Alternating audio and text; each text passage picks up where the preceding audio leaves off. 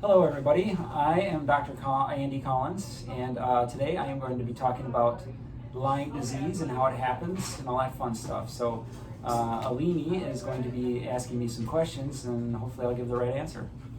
So, Dr. Collins, what is the Lyme disease?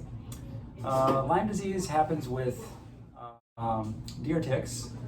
It's carried by deer ticks, and usually what happens is when they attach to a person, pet, or some type of mammal, it bites on them and you get a blood meal, and their saliva it gets exchanged, put into the bloodstream of the animal or pet or person, and that's how they get the Lyme disease. Perfect. So you said it's transmitted by deer ticks. So they are the only ticks that transmitted that? Yes. Okay, awesome. And what is caused the Lyme disease? Is that like just the tick per se, or the tick has to have the disease? How does that work? Every tick can do it, can transmit it? No, not every tick is probably going to be a carrier.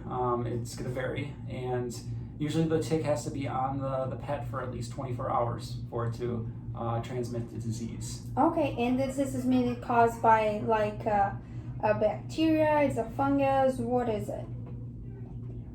It's a it's a bacteria that is transmitted. Okay, awesome. And what is the main signs that we can see in our pets that it's probably likely to Lyme? So usually, you might not find the tick on the pet, but if they start showing clinical signs of decreased appetite, possible fever, probably the most common one that I talk to owners about is that they are limping on one leg, and then maybe the next day they're limping on a different leg, and they're having a hard time figuring out which leg they're limping on. Okay, that makes sense. And how do we treat Lyme? So Lyme disease is treated, since it is a bacteria, it's treated with an antibiotic. Perfect.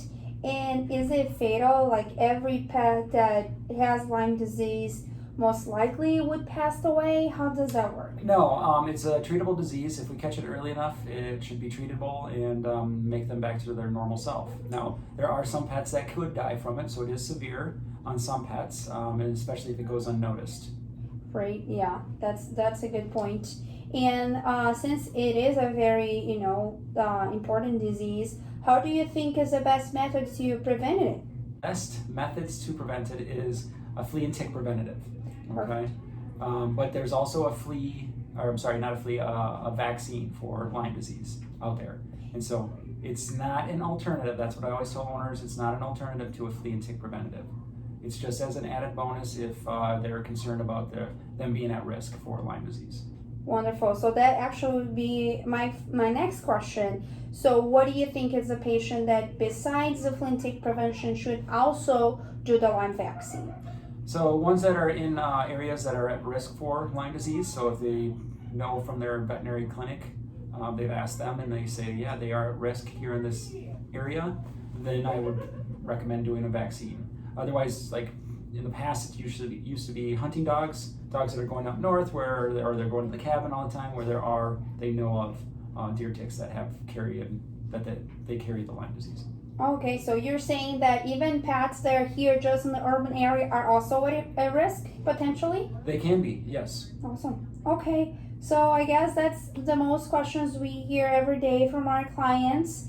And as our goal, we always like to educate people. So I guess, yeah, that was great. Thank you so much. Oh, thank you. Yeah. Have a good day.